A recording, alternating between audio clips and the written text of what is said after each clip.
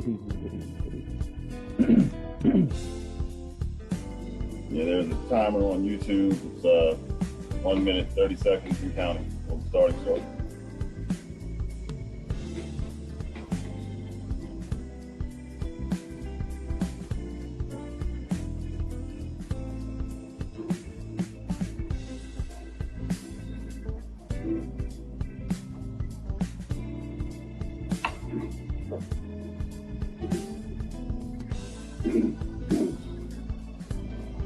There's a timer on YouTube. It's 1 minute, 30 seconds and counting. We'll start shortly.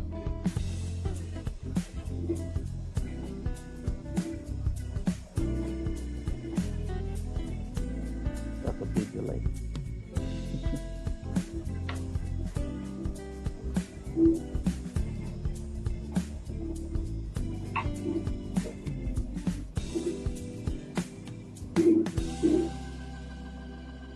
There's a timer on YouTube. It's 1 minute, 30 seconds and counting. Why is this still happening?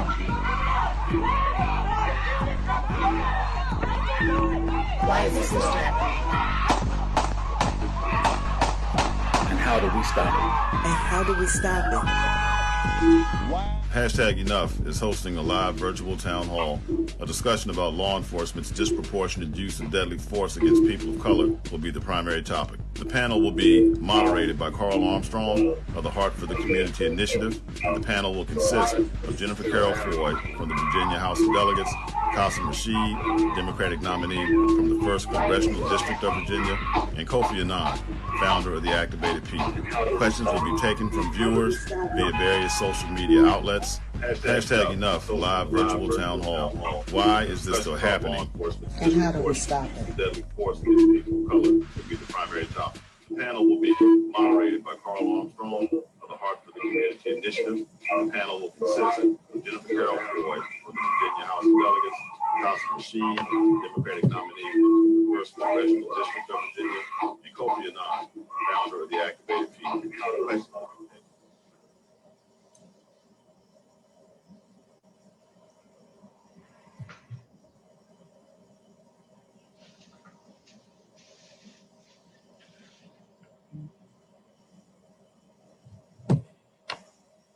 Hello, everyone. I'm Gary Holland from Hashtag Enough, and I'd like to welcome you all to our town hall tonight.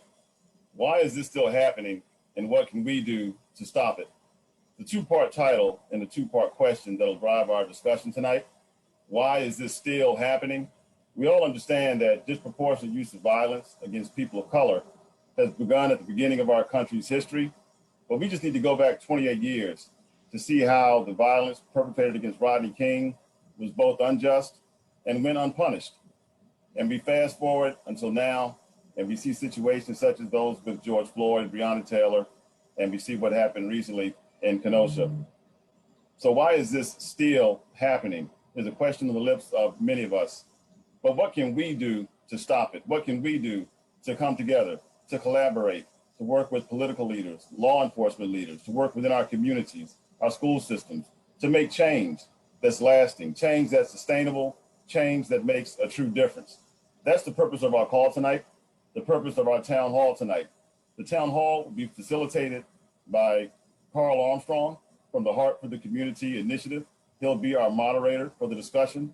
And our panelists tonight are Jennifer Carroll Foy of the Virginia House of Delegates, Qasim Rashid, who's the candidate for the 1st Congressional District of Virginia, and Kofi Annan, who's the founder of the Activated People. So we ask that you participate, that you ask your questions. I'll take a look at the questions and I'll insert them as best I can, but I'm looking forward to a great conversation, a conversation that's needed, and a conversation that needs to continue. Why is this still happening, and what can we do to stop it? Over to you, Carl. Thank you, Gary. Once again, good evening to our panel. Thank you so much for joining us this evening. And I think that I want to start right there. We've heard what Gary has said going back 28 years to the Rodney King incident. I'm going to start with Jennifer Carroll Foy and ask this question. Why is this still happening? So thank you for that question. And it's an honor to be here with these wonderful panelists. And thank you for inviting me. And so this is still happening. When I say this is still happening, I mean the murdering of Black and brown bodies on our corners due to racial injustice because of the same recipe and formula that's been cooked up for so many generations. And that's racism and bigotry and bias. It's the criminalization and demonization of Black and brown skin, which leads to the overexertion of unnecessary and excessive force because we are seen as threats. Our skin is weaponized, and people believe that it is, we're violent, we're dangerous. And so they interpret our language as hostile. They see our excitement and passion as anger and aggressiveness. When they see our stature, it's overwhelming. And the feeling is that we must be subdued. So it goes back to the criminalization, demonization, and weaponization of our skin. And it also goes to the stigma, bias, and bigotry that surrounds who we are, just for being the way that we appear in the world. And so that's why it's happening. Until we root out this infection, then it can never adequately air out and concretely be healed. And we're not in this post-racial society people wanted to believe that we were in after Obama was elected, and we made some inroads and we got some people in some positions. We see that it's, more than that. It's the manifestation of this country. We were built on this bigotry and bias, and it's going to take a lot more effort, uncomfortable conversations, and agitation in order to rectify all of these issues and get us to where we need to be. Thank you, Mrs. Jennifer Carroll Ford. Mr. Kofi Annan, and in your own words, why do you think this is still happening, especially with police? Yeah, well, thank you again for the opportunity to speak here tonight. Yeah, this is such a very important conversation, and it just seems like we keep going through this cycle, right? As Delegate Foy alluded to, this cycle just keeps on just happening every couple of years or every couple of months. It seems like sometimes every couple of weeks, where you have an unarmed Black man is shot or killed in some other gruesome manner by the police. And I think in order to understand why this is happening, we have to go all the way back to the creation of the police in the first place. A lot of people don't realize that the policing system was always designed to target Black people. From its original inceptions, it was originally formed as a slave catching unit. And then after slavery was abolished, then it became a way to round up Black people because of loopholes in the Constitution as a way to put them essentially back into slavery. Then when the original modern police units were formed, those were also a way to kind of keep Black people contained away from white neighborhoods in the North. And the original, the first modern police unit was started in Boston in direct reaction to the migration of Black people from the South into the North. And I think that vein and that culture has never actually left. So it just manifests its way in different ways throughout history. Then you had the Civil Rights era, and that was also a reason to give the police more money and to have more police in the streets. When that died down, then it became we need a war on drugs and we need a war on crime. And that was another reason to pump police back into Black neighborhoods. And I think the culture that created those organizations has never really left. And we can't really separate those discussions without understanding the root of how we got here in the first place. Thank you. Mr. Kasim Rashid, what do you think about why this is still happening? Co-sign my esteemed colleagues, Doug Jennifer Carroll Ford and Kofi Annan. I approach this really, I think, from three directions: legislatively, economically, and from an organizational standpoint. Legislatively, when we look at the history of this country and how all men are created equal, didn't exactly include African Americans, Native Americans, or women, or even non-land-owning white men. But with the acceleration of the slave trade and the enslavement of the African people, a lot of folks forget that even after slavery was abolished, it actually wasn't abolished. It was just relegated to the prison system.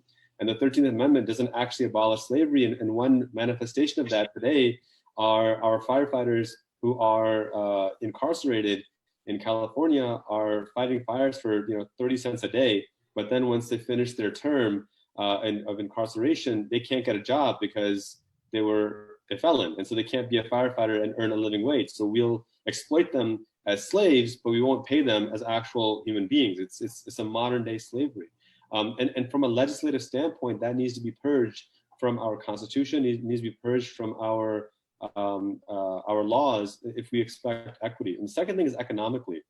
As Kofi really beautifully mentioned, when we talk about the war on drugs and the war on crime and the war on poverty, we can't forget about redlining. One of the significant ways, the most significant ways Americans earn wealth is through real property, through homeownership. And the legacy of redlining is alive and well today, preventing Black and Brown communities from actively purchasing homes and building wealth. Black wealth has increased 1% since the Civil Rights Act was signed into law 50 years ago. And then finally, from an organizational standpoint, attempts by Black organizations to organize and to build have historically been disrupted by sinister or overt and covert means. COINTELPRO during Herbert Hoover's days actively broke up Black leadership organizations. And we're seeing similar attempts today to demonize organizations like Black Lives Matter or Black leadership in general. They keep citing Dr. King as an example, forgetting that they assassinated Dr. King as well, and cite him as a beacon of peace. So these are the three angles I look at it from, and I think for us to move forward, we need to have a meaningful reformation of our legislation, of our economic policies, and our organization. Thank you. This is a two-part question. I'm going to start with you, Delegate Foy. We see now that we've had several months of constant protests, and there seems to be movement and certain locations with certain portions of police reform. Do you have any sense at all, Delegate Foy, if there's been a shift in the attitude of your rank and file police officers? And also, we keep hearing that there are way more good cops than bad cops. I tend to believe that myself. But the more and more I see things like what just happened in Kenosha, and we hear how people just run to protect the police, I think we have to come out and be very strong. What is our definition of a good cop? And I say that being someone who, I don't know if you can be a good cop and back what we're seeing now. So I direct that question at you, Delegate Foy. Yeah, so thank you. I have to say, to answer your first question, I have never seen, whether it's legislators or law enforcement officers and agencies, more open to reading the tea leaves and understanding the climate that we're in, and that something has to be done. Doing nothing is not an option. Now, there's a lot of disagreement about how robust and transformational we're going to be in addressing police reform and criminal justice reform. But I can tell you that there have been inroads. There have been roads, laid where I never thought that we would be able to get to any place of compromise. And everything was a fight, and every mountain had to be climbed. But I can tell you that, I think we'll have some peace in the valley on some of the police reform bills that we're going to carry. Now, we still have some people who don't necessarily have the lived experience or have the understanding or the empathy to know that, much needs to be done. And the conversation has to go like, look and listen to what's happening. People have hit the streets, and protests, in the words of Martin Luther King Jr., is the voices of people who felt unheard. So we have to ask ourselves, what are we not hearing? And so these things will continue to happen because we're not adequately addressing in a real way, a real response in addressing our two-tier criminal justice system, and really having eviction moratoriums and addressing the economic inequalities and job loss. In our underfunded schools. These are the things that have to be tackled in a real robust way. We have to focus on the historical and systemic inequities in our education, healthcare, environment, in our economy. And so COVID-19 has helped to lay bare these things. A lot of the recent murders of Black men and women have helped laid bare these things, and I could tell you that some inroads will be made. But it takes people in positions of power like myself and the other panelists to hold people's feet to the fire and hold them accountable to ensuring that we do get something done. And it is substantial, and it's going to affect people's everyday lives.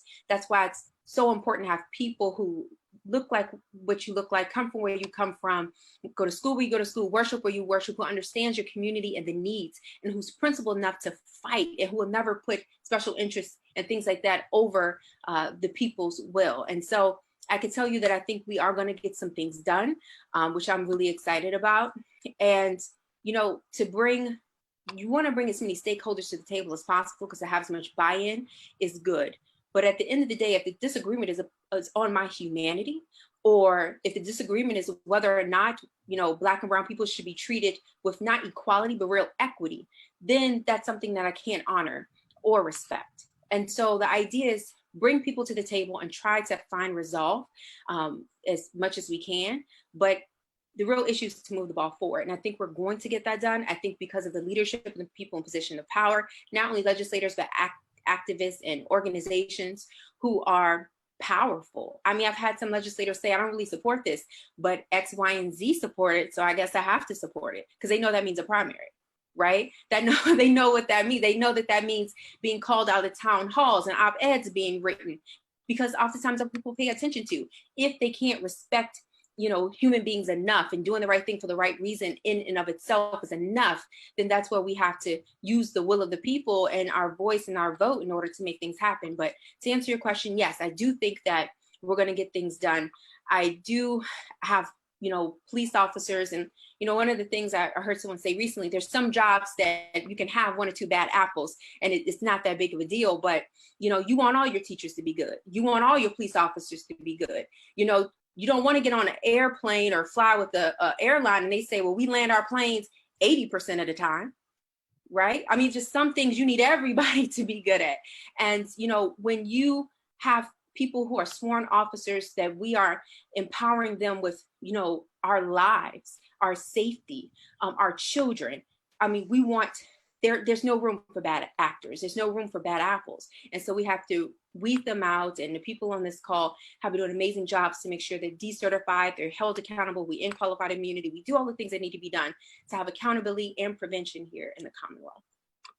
Thank you. I really appreciate that. Mr. Anand, here's a question for you. So we know that riots are the language of the unheard. And of course, we don't condone violence, but I don't think any of us can behave as if we don't understand the absolute frustration that causes that, especially with young people. We know also that we have infiltrators. All that we see is not just the protesters, when a vast majority of the protests have been very peaceful. But what do we say to our detractors? They did not accept the peaceful protest of our NFL brother, right? When the basketball players took a knee and joined him, they were called nasty names, un-American. Even before there was violence and protest, they're blocking traffic. And now that violence has spilled over, what do you say to your detractors when these things continue to happen? What do you say to them? Yeah, no one, you know, no leader should condone violence. I think we all understand that it's hurt a lot of times. Most times, than often, it actually hurts the communities of the people who are protesting, because you end up, you know, damaging your own small businesses and housing and infrastructure and things like that. But that said, I think a lot of people need to realize that this is the result of decades of not listening and not actually fixing these problems, right?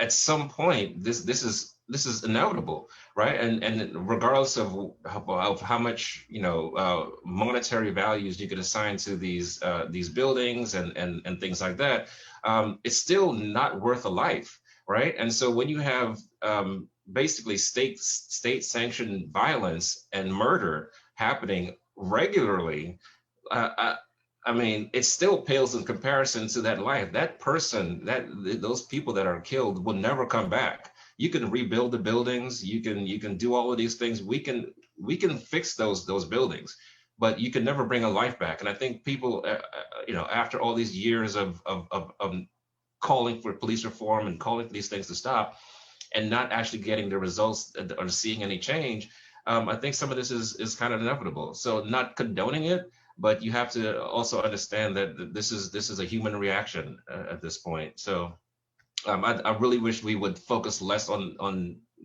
that and actually focus on the reason why the people are out there in the first place and address those issues.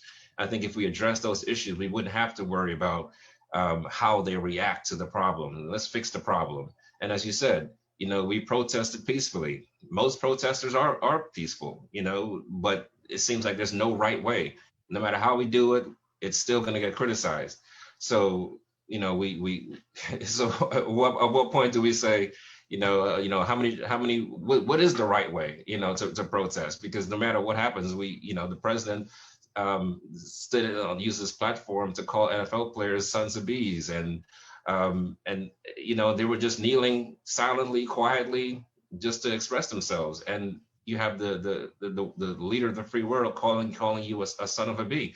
Like, how disrespectful is that? So I'm not really sure. I just wish we would focus on the issue more. Thank you. Mr. Qasim Rashid, here's a question from Daniel in our audience. How do we enable good officers to speak out and be heard? And I would add to that, how do we even define a good officer, especially in this time? Sure. One of the key components of this conversation has to be, what does good behavior look like? And that's one reason why I argue for a national standard. And if you even look at what the National Fraternal Order of Police is saying, they want a national standard as well. It's so hard to define what good behavior is, or what a good officer or bad officer is, if every locality has a different standard. I mean, that's just a fact. We don't have different medical standards. If you go to a different state, a surgery done in one part of the country, it should be the exact same in the other part of the country. And we do that because we know what works. We know what's consistent. We know what we want. And this is the standard for education as well, right? We have federal standards. And then even on the state level, we have state standards that are consistently applied, or should be consistently applied, because we want all of our children to have equal access. So I think the first thing is, before we can even define, a good cop or bad cop, we need to commit to having consistent standards. The second thing is this idea that if you're critical of law enforcement, you're anti-police, I think is also a red herring. If we want better educators, we're not anti-teachers, we're not anti-education. If we want better doctors, we're not anti-medicine. So the same philosophy needs to apply here, that we are, by definition, it's in our founding documents, working to create a more perfect union. That's a literal quote from our founding documents, that we are called to do as all Americans. And that must also apply to our law enforcement. Now, I can tell you that I've had the pleasure of sitting down and meeting with members of the law enforcement community in the 1st District of Virginia. And the consistent answer I receive from them is a willingness to want to engage. There's a great piece in Virginia Mercury where sheriffs agreed that we don't want a situation where we terminate an officer for unethical or violent behavior and they get hired somewhere else. We need a database that prevents that from happening. In Stafford, there was an interview of several sheriffs who said, yeah, it doesn't make sense that law enforcement is responsible for stopping armed violence, which we're of course trained for, but then also managing mental health issues and addiction issues and homelessness issues and a cat stuck in a tree issues. So we need to be able to better narrow the scope of their work, and then empower those people who are specifically trained to address things like mental health issues, things like addiction issues, things like children being bullied in school or children having difficulty in school. Society deserves to have that kind of support. And the best part about this is that this is not hypothetical or shooting in the dark and hoping it works, no pun intended.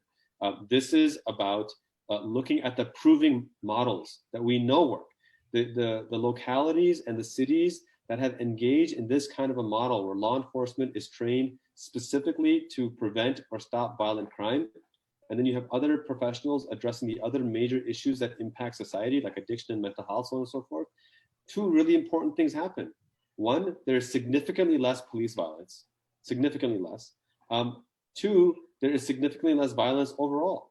And when you have a safer community and less police violence, you end up having a better alliance between law enforcement and the community. That's what we're asking for. Nobody here is asking for special treatment.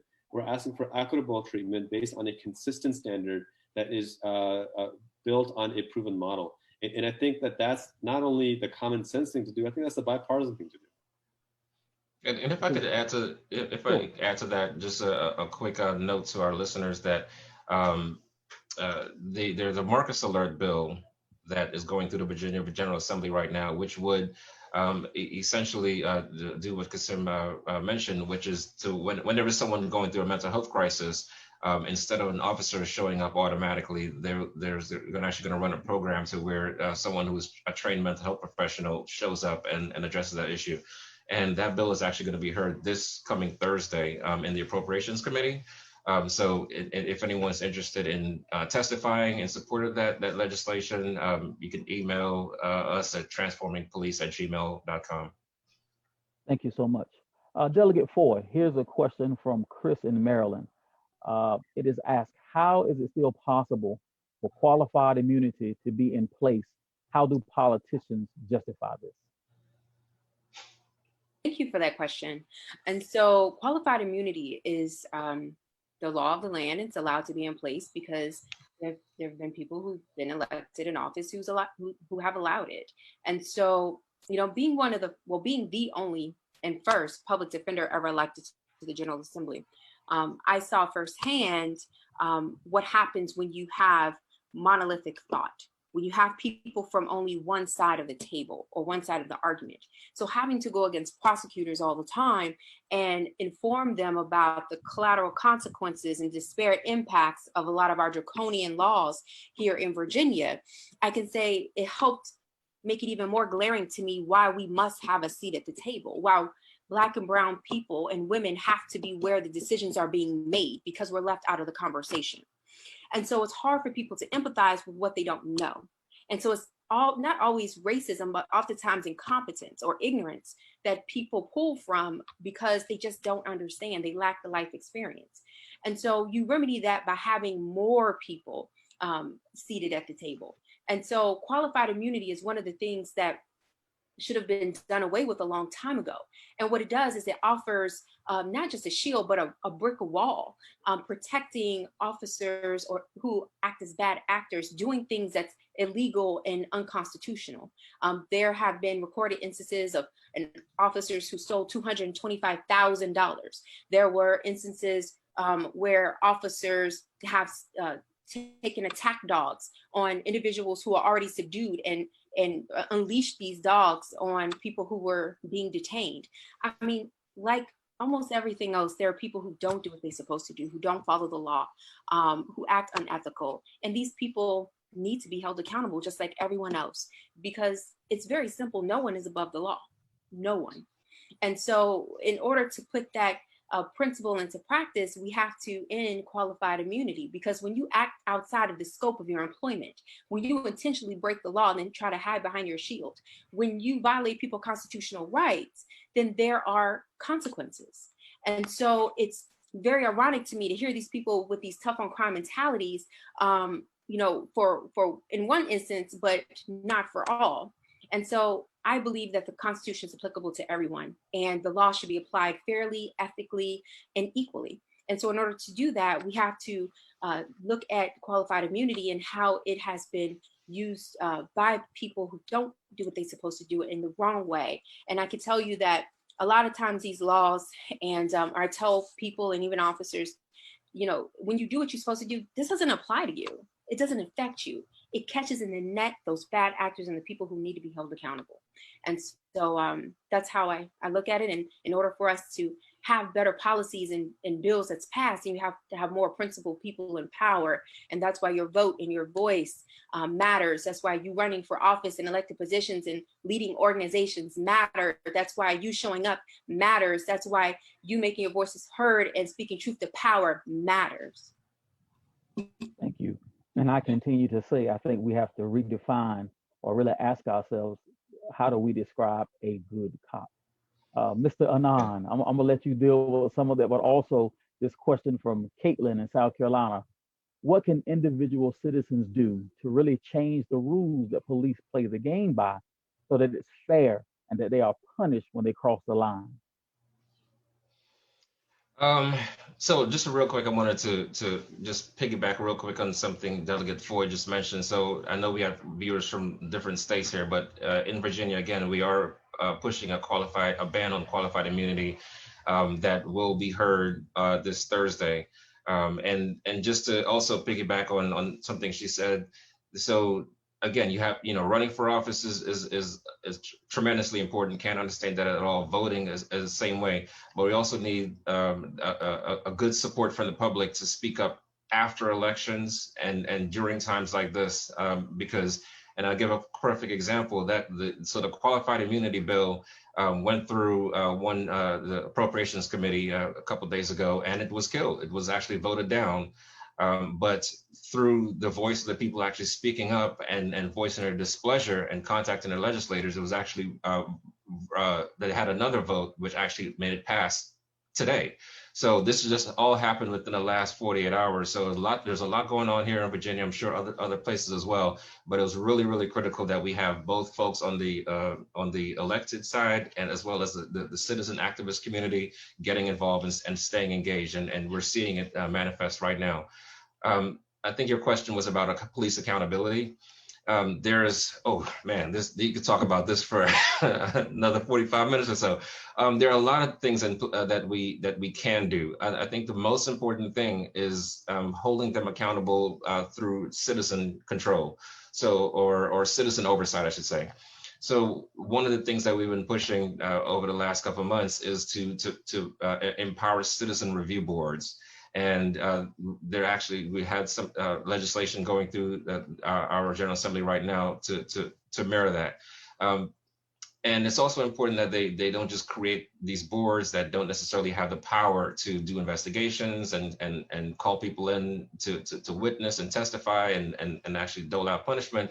Because sometimes what happens is that they create these boards, but they're just shells. They don't really have the ability to actually do a whole lot and actually hold the police accountable. So accountability is really important, because I think one of the key things that keeps coming up over and over again is that people do not trust the police to hold themselves accountable, which makes perfect sense. I mean, I wouldn't trust the airline industry if they didn't have a watchdog overseeing them. I might not want to fly on that plane if I knew that they did their own inspections and nobody, So we need oversight. We need citizen oversight to put that perspective and to make sure that the police aren't just seeing things through their lens and interpreting their actions as just all the time, because there is going to be a natural propensity to do that.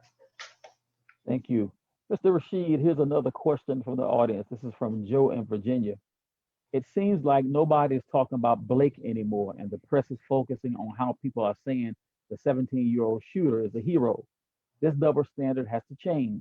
People of color and white people are still treated differently when they break the law. How do we address this double standard? And I would add to that, Mr. Rashid, now we have armed militia showing up. And from what we saw in Kenosha, the police seem to be pretty friendly to them. Will they also be as friendly when the protesters show up strapped the same way? I'll let you have that one, Mr. Rashid. Yeah, and look, this is not just Joe's imagination. Joe, great question. There's been studies done on how media addresses people of color, Black Americans, Hispanic Americans versus Caucasian Americans. So this isn't your imagination. It's well documented. Now, what's the solution? I think the wisdom from Delegate Jennifer Carol-Foy and Kofi Annan is really prudent here. This is going to come down to organizing and developing these relationships and building a bench. I often remind my fellow folks, not just progressives, but anyone focused on reform, that we didn't get here by accident. Where we are now is not something that an evil Thanos snapped his fingers and here we are, right? This is generational. This is centuries in the making. And for us to build our way out of this is not going to happen with one election. It's not going to happen with one candidate or one person in office. It's going to happen by us organizing and developing a bench and being involved in every single possible situation. You have to think about the fact that Black Americans couldn't freely vote until about 1965, and even now there are an incredible amount of restrictions when we talk about felon disenfranchisement and access to ballot boxes. Imagine for a moment that you couldn't vote from the founding of this country, 1776 to 1965, nearly 200 years. And all that time, legislation has been passed and enacted, not with your interest in mind, but with the interest of keeping you as a second-class citizen in mind.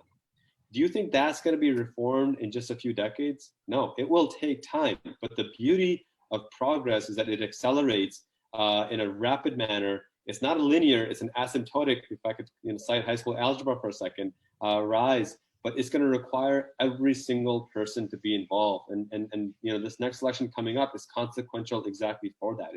It's really a referendum on whether we want to continue to build a more perfect union, or are we going to go back to 1940s, 1930s, which is unfortunately where we're seeming to be headed right now. So if you see that frustration, channel that rage into something that will help build organization. Get on Delegate Jennifer Carroll Foy's team, get on my team, work with Kofi Annan's organization, but just do something where you're actively getting folks involved.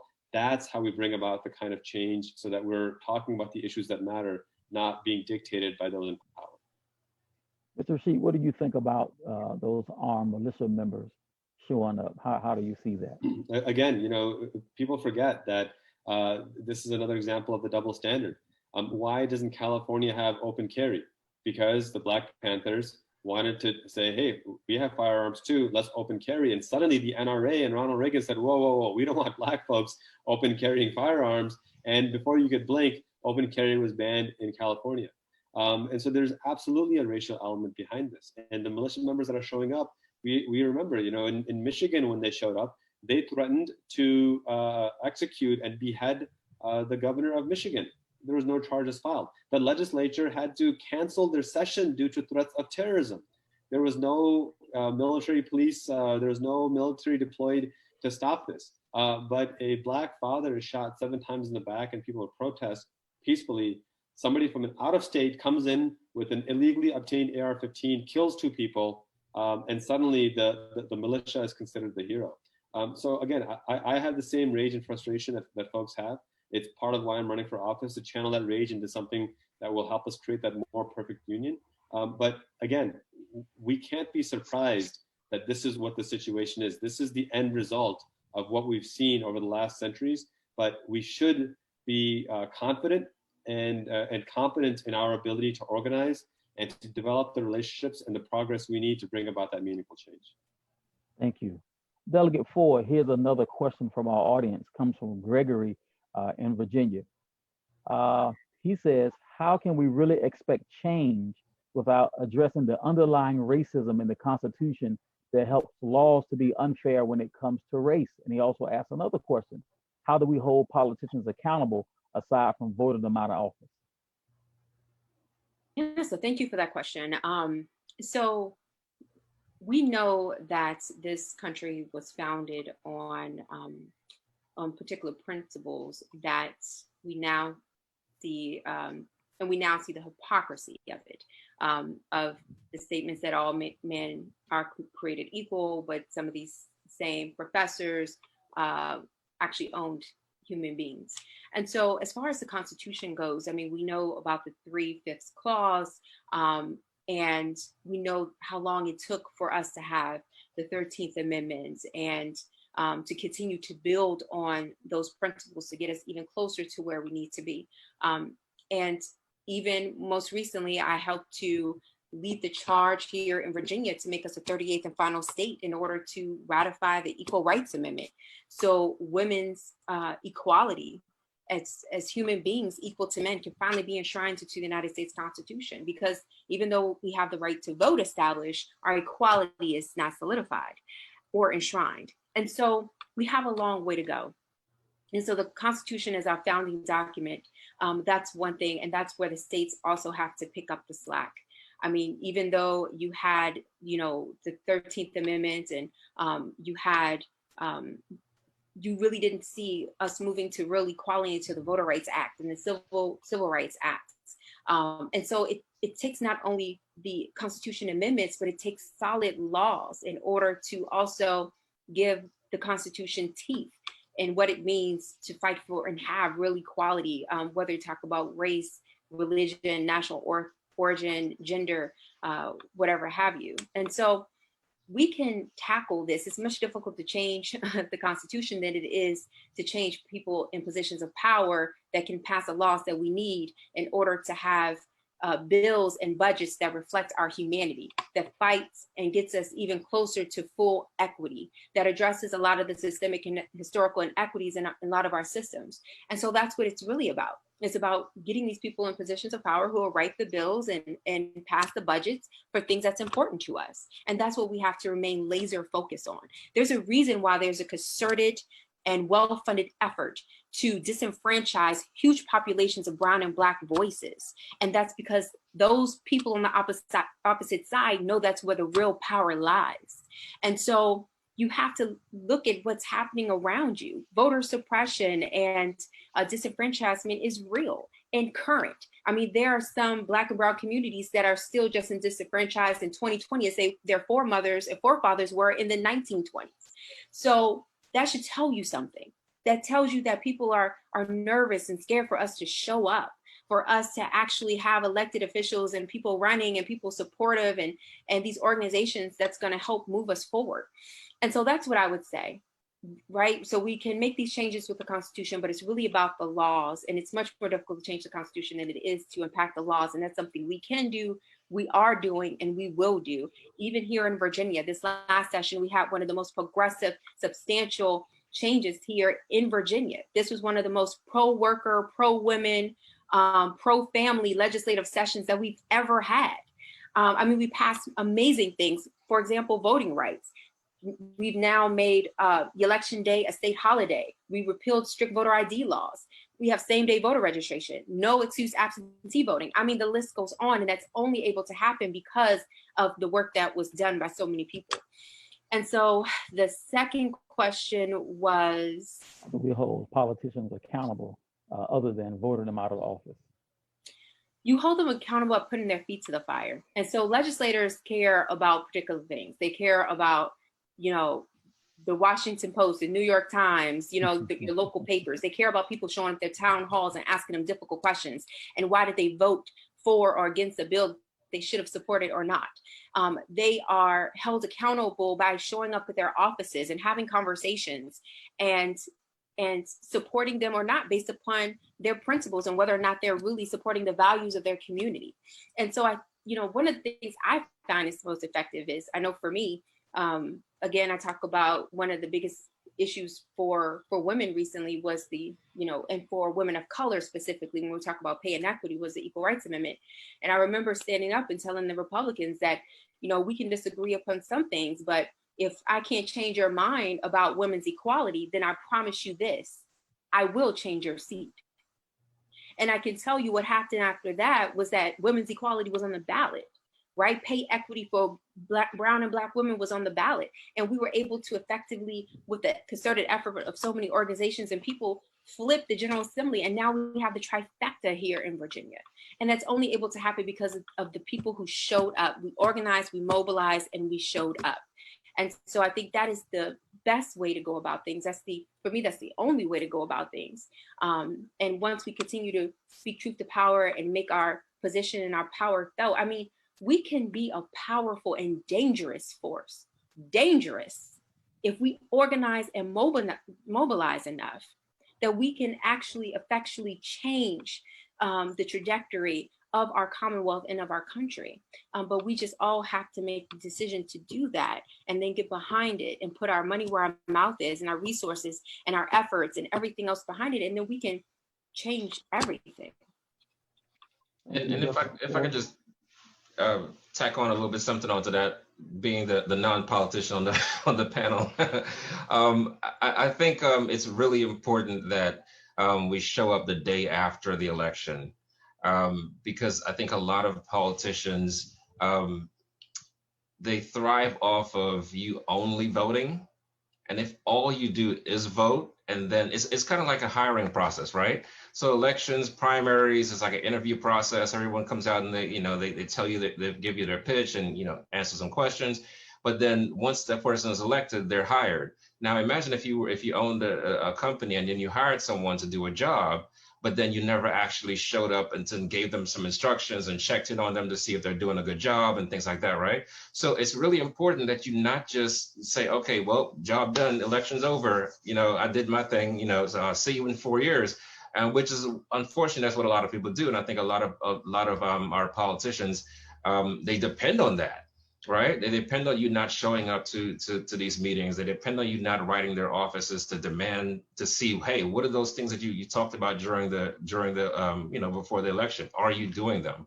So it's really important that people stay engaged and not just vote. So really important to vote, but you gotta show up to hold accountable after the fact. Thank you, Mr. Anand. Mr. Rashid, here's a question from Stan. It seems to me that one reason these things keep happening is that stakeholders with conflicts of interest end up investigating police officer misconduct. How do we address this? You're on mute, sir. Thank you. There's a couple of different ways we can address this. It's a really important question from Stan. And we have, again, the models in place. And one model is that if there is an issue of police misconduct or unnecessary use of force, there should be a special prosecutor appointed to investigate. And that has to be an independent prosecutor as well. Right now, one of the problems is there's a very famous and painful case in Florida a couple of years ago where an African-American inmate was literally boiled alive because the prison guards put him into the prison shower, turned the heat all the way up, and it was over 200 degrees, and it literally melted the skin off his body. The prosecutor declined to prosecute, finding that it was standard procedure. Come to find out that she received significant campaign funds from the very people that she was supposed to be prosecuting. Massive conflict of interest. You cannot possibly tell me that justice was served in that kind of a situation. This destroys trust, public trust between the community and government, certainly between the community and law enforcement. The second thing also is if you have, I think there was a question somebody asked earlier about civilian review boards. Again, the same principles have to apply. If we're going to go that model, then they need to be independent. They need to have the resources necessary to function, and they need to have teeth. It can't be just a mere recommendation. They need to have the authority to say, this is what our independent funded investigation found, and now we need to take action. Part of the limitation that we're facing right now is we'll have these civilian review boards, we'll have these special prosecutors, but either we'll take away the funding so they can't practically work, or we'll take away the ability for them to make a recommendation as binding, so it becomes a recommendation and not an actual enforcement. Or we'll decide that the same people that are making those decisions are the ones also funded by the police union or the law enforcement department. And then again, you just can't count on the consistency or the validity. So you absolutely need to have independence, you need to have the autonomy, you need to have the authority, you need to have the resources to make it happen. I think if we can do that consistently along with national standards, we can go a long way towards ensuring justice is truly served. And this part is important, that those law enforcement officers that are working in a just manner within the confines of what the law allows them to do, then they're protected. This is not about hunting down cops or going after law enforcement officers by any stretch of the imagination. This is about protecting our community and weeding out those who are not following the protocol that we've all agreed to, so that all parties are safe and everyone can come home safe and sound.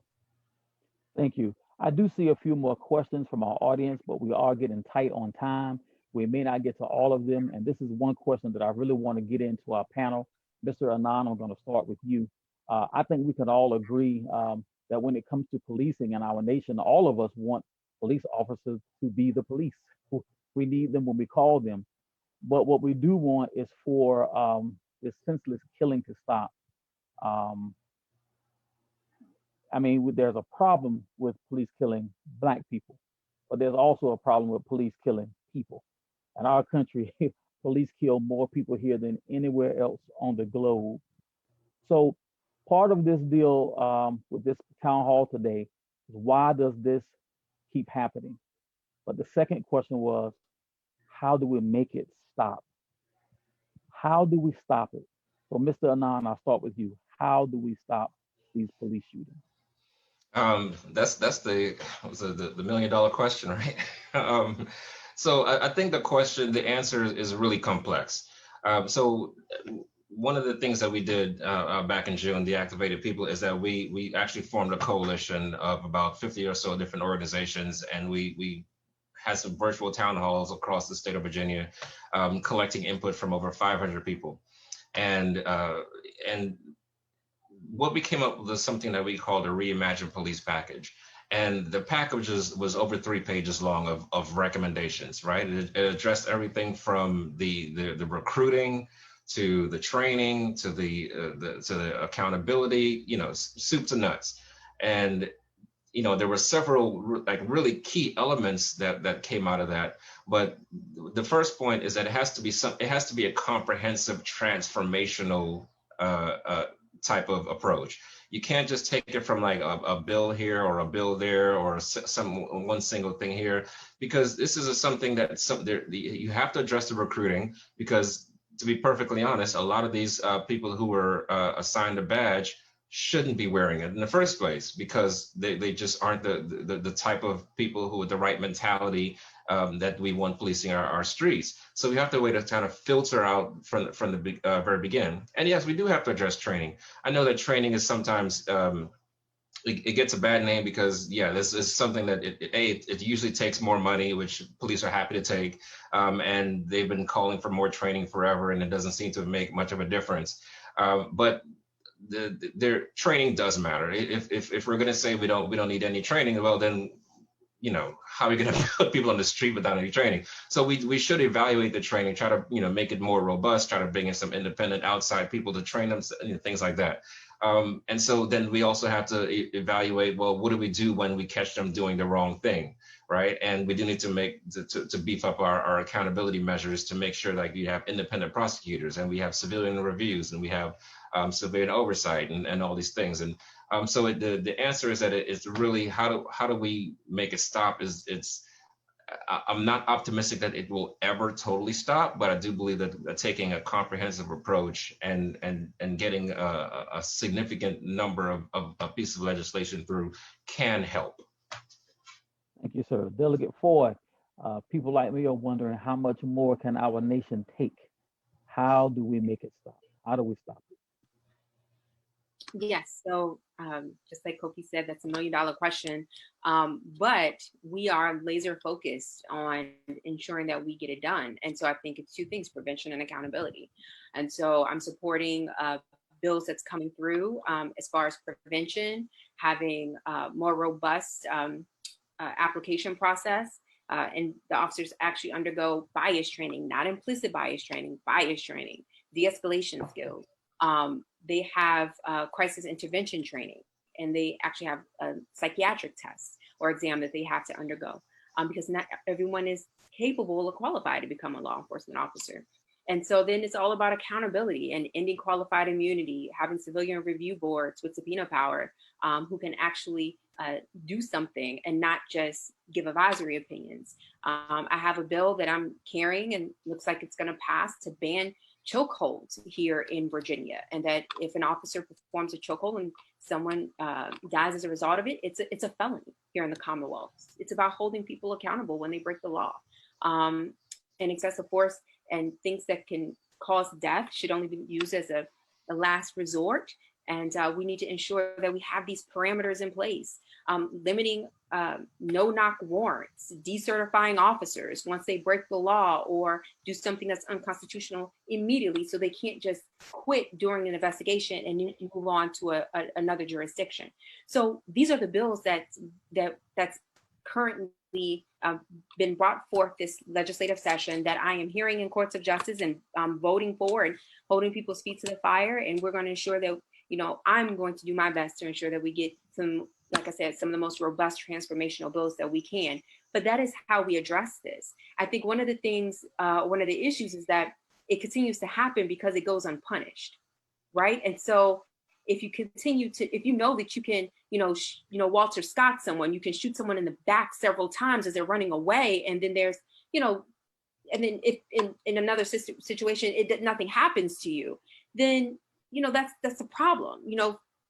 The list just goes on. Philando and Eric and just so many people. Tamir Rice. I mean, this is a child who was holding a weapon and was, murdered in cold blood. But then you had another, person who murdered people, and he just walked away and got a water from law enforcement officer after he just, or right before he just murdered 2 people. So it's the inconsistencies, it's the inequities. And so these bills of prevention and accountability, that's what I think is best, and we have to have in order to hold people accountable, because deterrence is a motivator. It's a motivator to keep people from doing something that in the past they have been maybe admonished, but oftentimes rewarded for doing. And so I'm excited to continue to be an agent of change and put forth these bills that's going to help ensure that we have prevention and accountability here in Virginia. Thank you so much.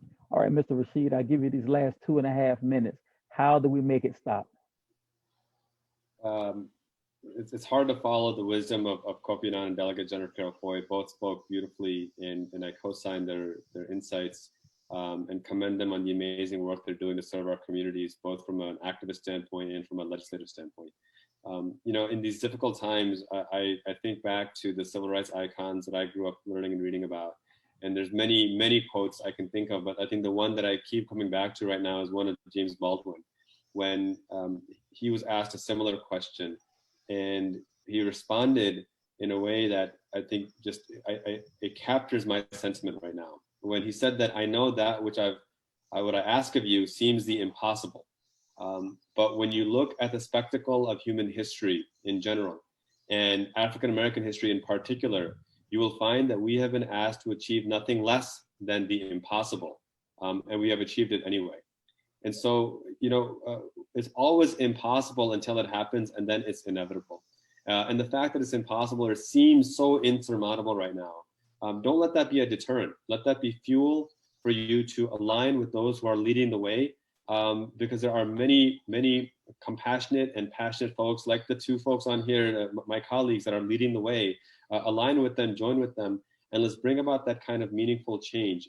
The worst thing we can do right now is to despair. And this is, again, in the dying words of the great John Lewis, is that we cannot despair. We must maintain that hope. And I'm confident that if we stay true to these notions of compassion, of holding justice as our supreme standard, that not only can we truly bring about that more perfect union, but do it in a sustainable way so that our children and the next generation can truly achieve true freedom and equity. Thank you all so much. You've been a terrific panel. We really appreciate you. And thank you so much to the audience as we turn it back over to Gary Holland. Awesome. Thank you. I echo Carl's thanks and appreciation for you, Delegate Foy, for soon to be Representative Mr. Rashid, and for you, Kofi. We thank you all so much for taking time out to share your wisdom and your experiences and your guidance with the folks that were on the call tonight. We had so many questions that came in. Couldn't ask all of them, but the ones that I did ask, hopefully they enlightened and helped a lot of other participants tonight. Enough was founded with the purpose of addressing a lot of the problems going on, not just criminal justice, but economic issues, education issues, etc. And we're going to continue to drive these sorts of town halls, working with LCPM. And we look forward, hopefully, to having some of you back at a future date as we continue to have these conversations. You saw there were people asking questions from around the country. So we like for this to be a national platform of people like yourselves that have a national profile. So we do thank you all. We thank everybody that was online tonight. And we do hope that you found it very, very helpful. So until we meet again, thank you all. Take care and have a good night. Bye-bye.